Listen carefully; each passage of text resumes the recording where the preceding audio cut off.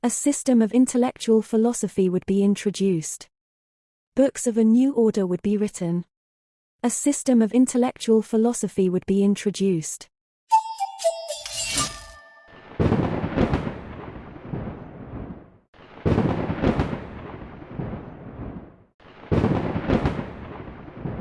Welcome back again. We are about to show you what just occurred again 2 weeks ago to see what Seventh Adventist president has been explained to be the close of probation. It is natural occurrence.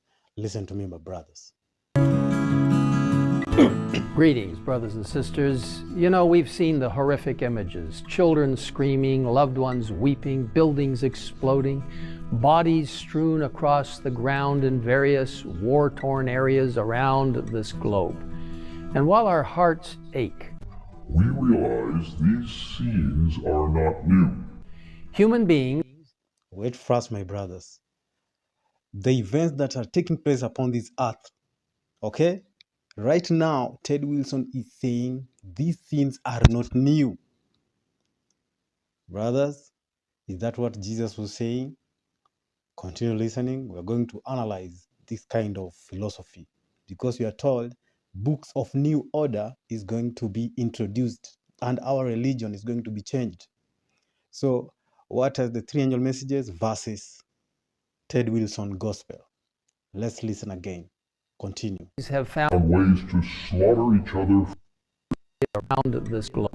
You've seen the horrific images: children screaming, loved ones weeping, buildings exploding, bodies strewn across the ground in various war-torn areas around this globe. While our hearts ache, we realize these scenes are not new. Human beings have found ways to slaughter each other for millennia. War and violence. Note that sound. I made it like that. Listen, he's saying human beings have found new methods of slaughtering each other for a millennium. Now, a millennium, we know that is 1,000 years. Okay? So we know that again, probation has no period. Close of probation is our study. If Ted Wilson is ascribing close of probation to natural occurrence, then we must ask ourselves, then where is the law of God? Where is the law of God? Where is Jesus? Is there disobedience to the faith of Jesus? Because we are told the remnant keeps the commandments of God and have the faith of Jesus. So up to now, we have not heard of the law of God, or we have not heard about the close of probation. Neither do we hear that the Spirit of God is being withdrawn. Let's continue listening. My brother, this is amazing. Have been part of life on this earth ever since Cain killed his brother Abel. Now we enter into another prophetic timeline about the righteous and the wicked. Both are alive, but he will not mention the law of God. Keep listening. And he is a Seventh Adventist. It has been said that nobody wins a war. War Right. is a defeat for all of us. Now, this is a philosophy, a quote, okay? Philosophical quote where we found that it was used by Winston Churchill. This is the philosophy.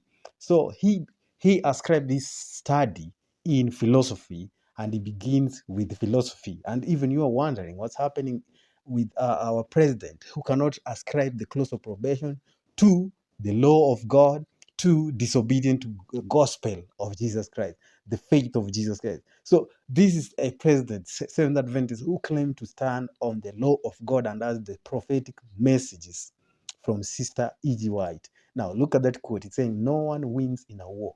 Understanding the philosophical perspective of the nature of war. Now this is a book of study. Google it up, you'll find out that this is philosophy.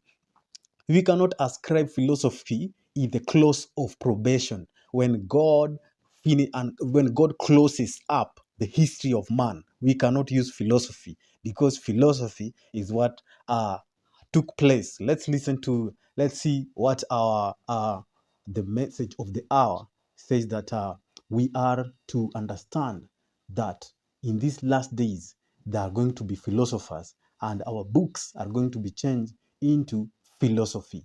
Look at that. In Noah's day, philosophers declared that it was impossible for the world to be destroyed by water. So now there are men of science who endeavor to show that the world cannot be destroyed by fire, that this will be inconsistent with the laws of nature. That is the point. Laws of nature. The books of philosophy that are coming in, these books, we are going to see them in their speech. We are going to see this kind of utterance contained in those books that were written in school of philosophy. Philosophy is a Greek school. These men and women who fought against Paul and the other apostles. Now, continue and see. It's saying that that this will be inconsistent with the laws of nature. But the God of nature, the maker and controller of her laws, can use the works of his hand to serve his own purpose. Now, my friends, this is amazing to live in this kind of age when men who have betrayed the faith of Seventh Adventists, they are forefront teaching the Seventh Adventists the wrong impression. That is baby bit. We will continue and see most of these men in different clothes of wolves. Now, let's see another one. Let's continue. Let's finish the statement that Ted Wilson is trying to tell us that we are not in war. Look at that. It has been said that nobody wins a war. War is a defeat for all of us. And indeed, this is true. Listen, he's saying war is a defeat for all of us. Now, who is preparing for the close of probation? If the close of probation is marked with war, so we are all going to be defeated? Okay, so it means that we are going to fail. Seventh Adventist is going to fail. It is a defeat. That's what philosophy is saying. Philosophy has ascribed war to defeat for both sides. The Christian and the pagan are going to be defeated. There is no God in those statements. Mark my word. Listen. Oh, my brothers, listen. Open your ears. You will not listen to the words that contain the law of God removed. You will not listen to the words of the close of probation that God or Christ in the sanctuary. You will not listen to it. Open your ears if you are a Seventh-day Adventist. Open your ears, my brothers. Thank you, Jenny Stem. Now, continue watching. Listen to it. Let's listen. It has been said that nobody wins a war. War is a defeat for all of us. And indeed, this is true. As we see peace thrown to the wind. Question to you, my brothers. What is peace in the Bible? What is peace? Okay? What is peace? With my Bible here, I'm trying to see. I didn't put this there. What is peace? Okay? Jesus is saying he did not come to send peace. Okay? But Ted Wilson is saying peace has been thrown to the air. Listen, my brothers. This foundation of sin that has been changed, swapped. It has become these things. Look at that. It has become the foundation is changing. Why? Because we are drinking from a point of view. Look at that. False doctrine. The question is, are you drinking the wine? Are you drinking the wine? Are you in a position that you can say, now, Ted Wilson is not speaking against the Bible because of this and this and this? Ted Wilson in that video does not mention the probation is closing. He does not mention that the probation is closing. Neither does he mention that the world leaders have transgressed the law. There is child trafficking there, and the government know it. There is violence everywhere. There is immorality because the law of God, covenant, has been rejected by the churches. He does not say that. But what does he say? He speaks of nothing to do with what? Close of probation. He continues and says, listen, my brothers. This is we are living in a time where if you are asleep, You are going to home. You are going home. If you are asleep, you are going home, my brothers. The church is in the fields of Shiv. It is asleep. The church does not know. Pagan philosophy is in the air, ascribing destruction to nature's law. That is what happened in the time of Noah. Philosophy has come inside the Seventh-day Adventist. Look at that. That woman has been made to sleep, or do you think she went to sleep over there? The woman in the field of Shiv, asleep. She cannot hear. She doesn't care. That's the church of Jesus. The church of Jesus Christ is asleep. Sleeping, not even slumbering. There are two classes of people. One is asleep and one is slumbering. Slumbering is to doze off. But you are seated on your chair with your candles or with your lamps. The Bible says that the 10 virgins have lamps, and some were slumbering, but some were asleep. Look at that, my brother. Let me put it well for you to see that. And her watchmen are also asleep. Look at that. Her watchmen are also asleep. Watchmen. Oh, watchmen. These watchmen are asleep. They cannot preach the message of the hour. Ted Wilson speaks nothing to do with the law of God. He's asleep with the world. The sheaves are ready, but the watchmen are asleep. Ascribing philosophy to close of probation was the sin of the antediluvian world.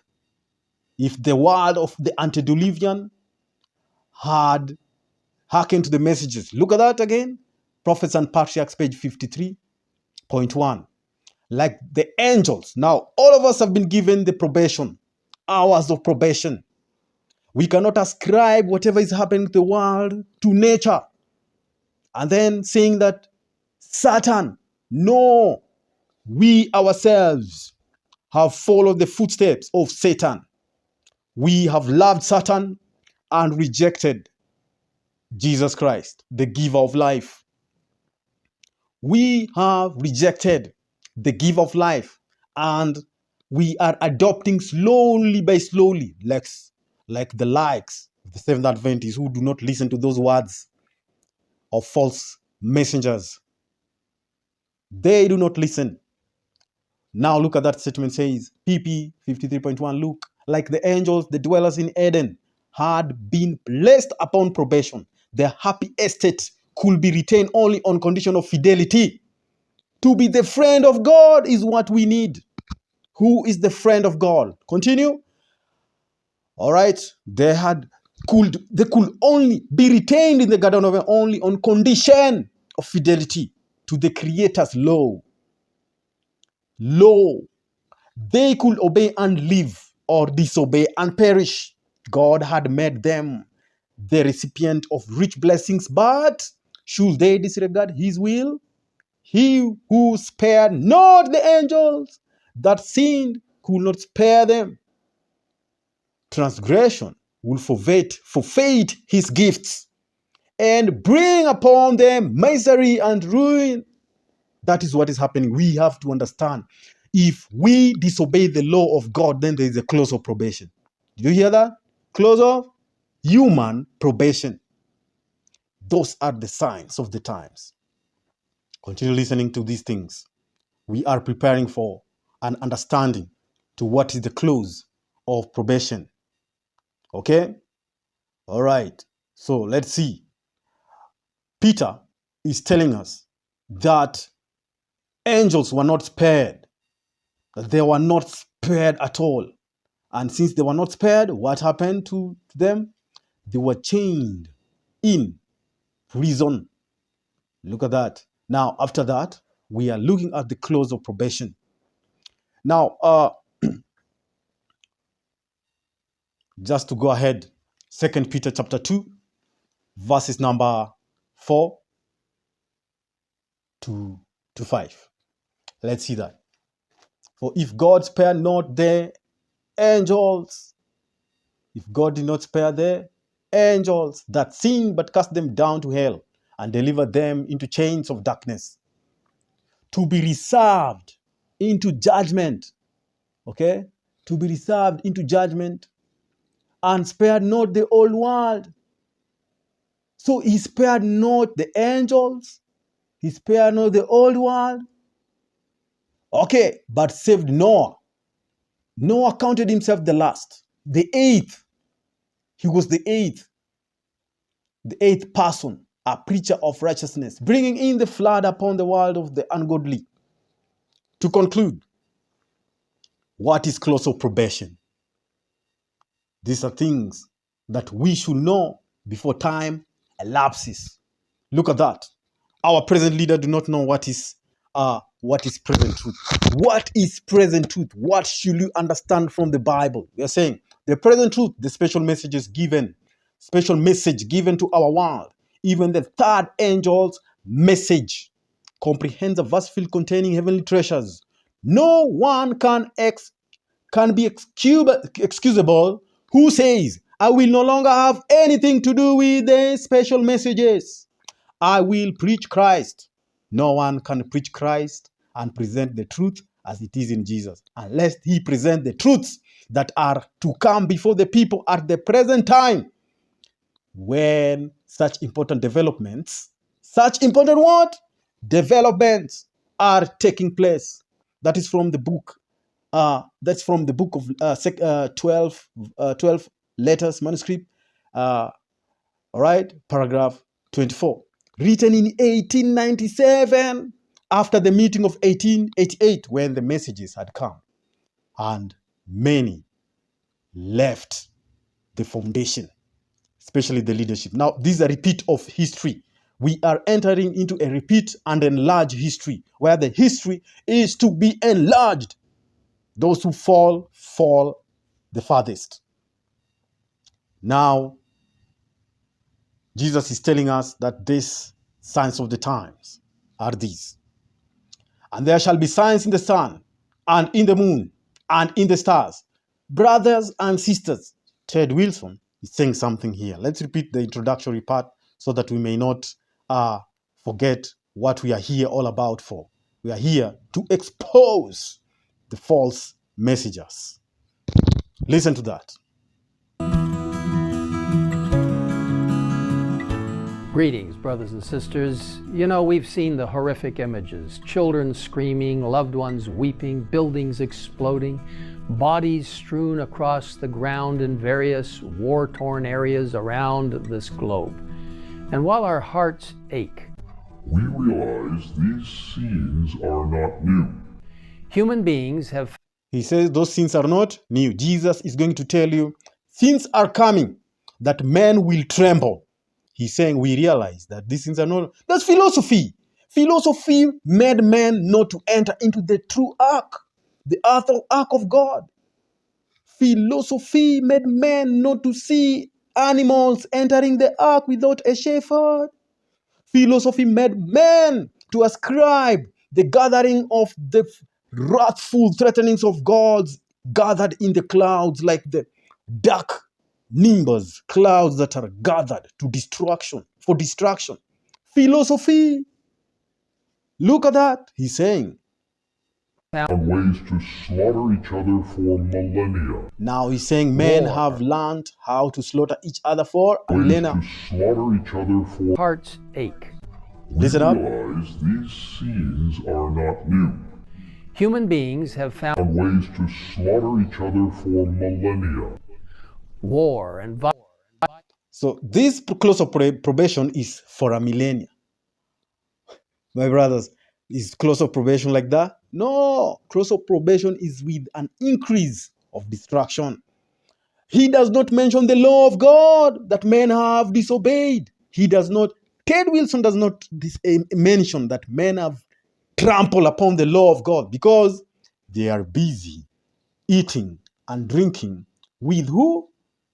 With the beast. Look at that. Look at that beast.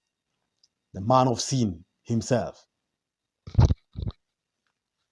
Now you see, Revelation 17 says that that beast is arrayed in purple and scarlet.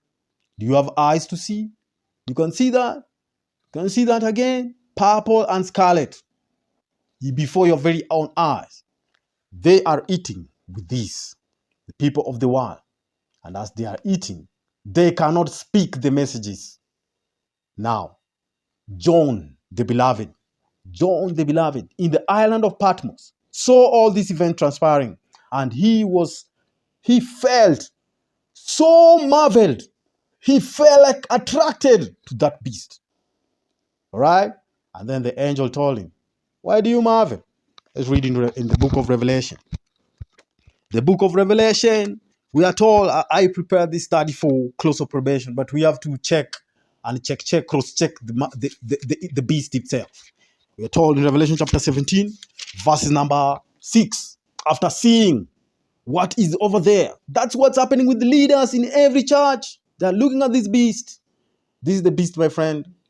This is the beast that we are wondering. It's saying, Revelation chapter 17, verse number 6. And I saw the woman drunken with the blood of the saints and with the blood of the martyrs of Jesus. And when I saw her, I wondered with great admiration. Oh, all right. Spiritual aspect, drunk with the blood of the saints. Physical aspect, wonderful admiration. Order, perfect harmony. Look at that. Then verse 7. And the angel said unto me, wherefore didst thou marvel? Why do you marvel? The question to all of us we are asked today. Why do we marvel? To the papacy, to the beast power. The power that controls the beast. The beasts are the kings of the earth. The purple power is the woman drunken. Now, we are here. These are the things that we will find later. We will do our Bible study every day based on these doctrines. What is horoscope? What is spiritualism? What is Sunday worship, which is connected to the Christmas celebration? Now, what is purgatory? Gay marriage, secret rapture, the dispensationalism, evolution, prosperity gospel, worship of Mary, the dead, worship of the dead, Easter Sunday, Easter, the worship of God of fertility. And there followed another angel saying, Babylon is fallen because of these errors. Now, to conclude with this, I will say that the boat is being constructed to go through the time of trouble. The boat had gone through various troubles, but now it has to be repaired from the scratch, from the foundation. The boat must be reorganized from the foundation. What are you going to sail on? What are you going to take with yourself? We have to see that we have to make the right decision. This is now the close of probation. My brothers, we are living in the time of the end. The fast fulfilling signs of the times declare that the coming of Christ is near at hand. The days in which we live are solemn and important. Solemn and important. The Spirit of God is gradually but surely being withdrawn from the earth. How do you know that the Spirit of God is being withdrawn? Not like Ted Wilson is saying, nature seems to go like that against. We have been seeing this happening. Nature. No. Look at that. Plagues and judgments are already falling upon the despisers of the grace of God. The calamities by land and sea and the unsettled state of society. The alarms of war are portentous. They forecast approaching events of great magnitude. They forecast an event of close of probation. That's what we know. A great event of great magnitude. Do you know what it is? Are you aware? Now, my brothers, we should know that these leaders are fanatics. Fanatics, look at that. Spirit of prophecy shows that Ellen White saw leaders who were teaching the church false messages I was shown that almost every fanatic who has arisen, who wishes to hide his sentiments, who wishes to hide his philosophical sentiments, that he may lead away others, claims to belong to the church of God. But they are secret societies. Church of God, such a name will at once excite suspicion. Which name? The Seventh-day Adventist will make them realize they're in the wrong position and try to hide it continuously until one day they take over the church. And as they are taking over the governments. Okay? Look at that. For such a name will at once excite suspicion, for it is employed to conceal the most absurd errors. For it is employed to conceal the most absurd errors. This name is too indefinite for the remnant people of God. It will lead to the supposition that we had a faith which we wished to cover up. So wishing to cover up is not our work.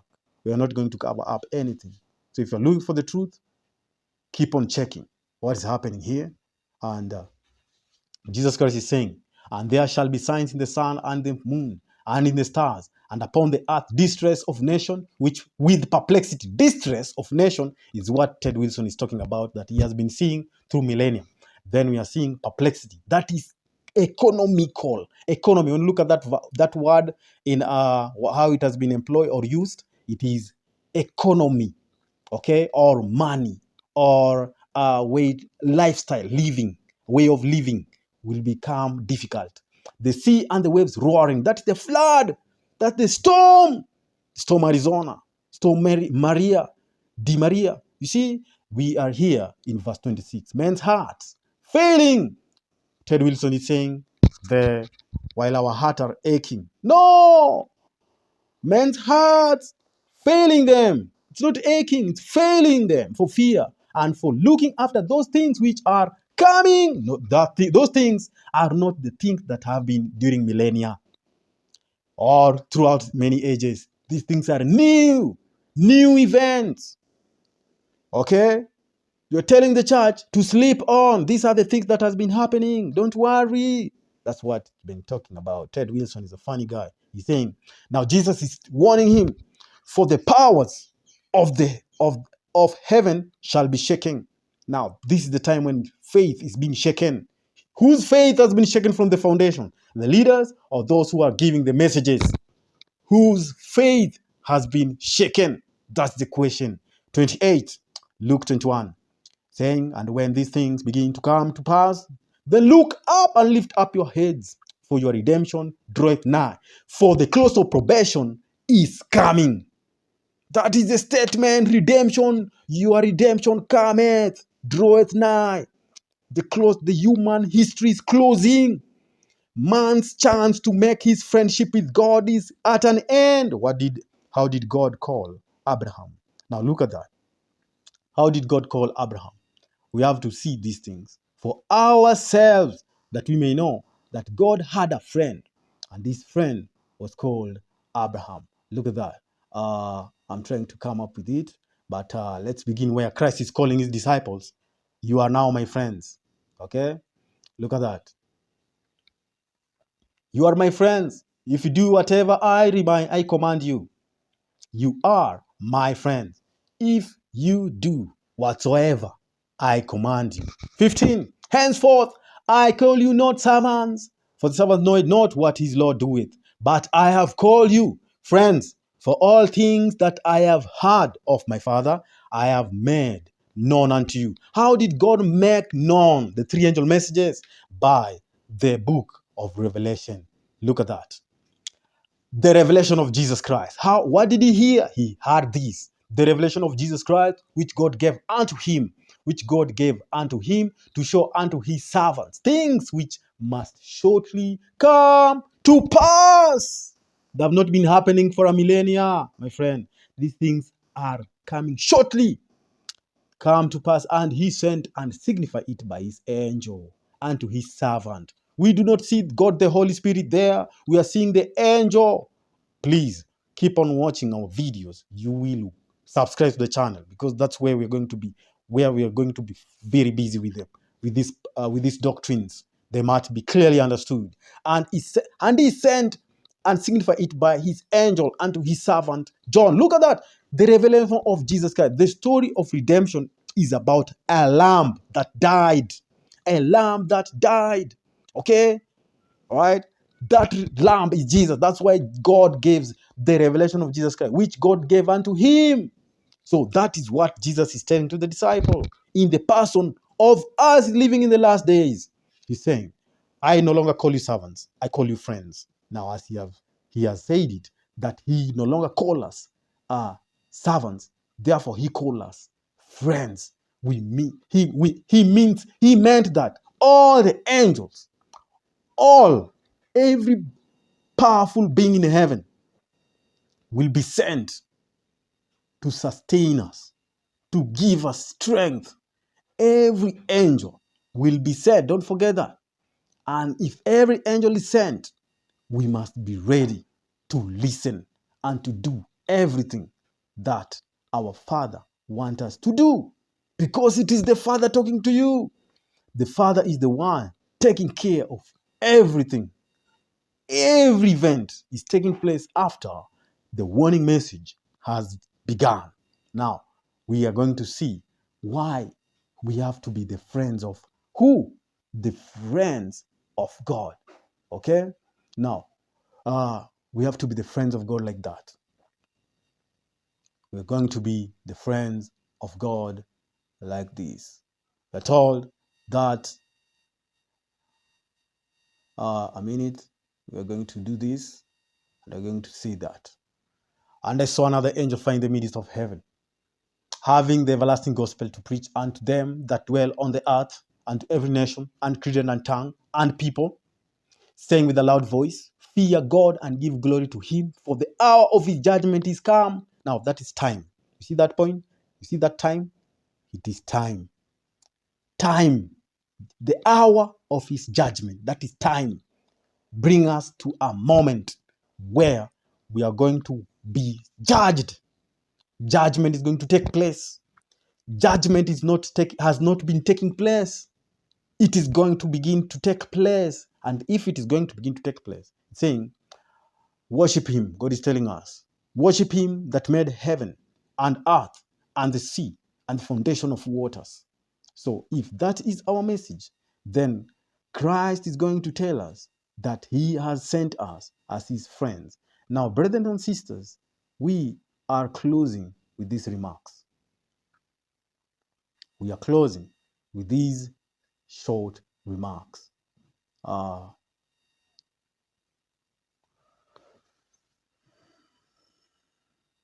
We're going to close with these short remarks. Sorry for the delay. All right.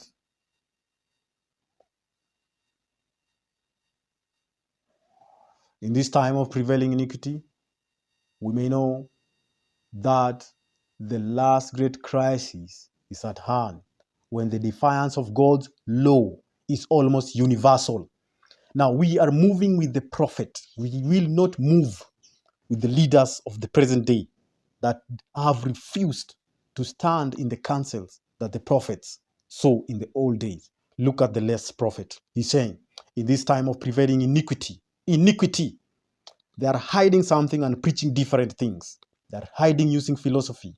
He's saying, in this time of prevailing iniquity is a hidden sin. We may know that the last great crisis is at hand, when the defiance of God's law is almost universal. That's the first thing. The law is defied universally. When his people are oppressed and afflicted by their fellow men, the Lord will interpose. The Lord will do what? Interpose. Now, he says that and conclude with this. He says that and conclude with this. He says this. From age to age, the Lord has made known the manner of his working.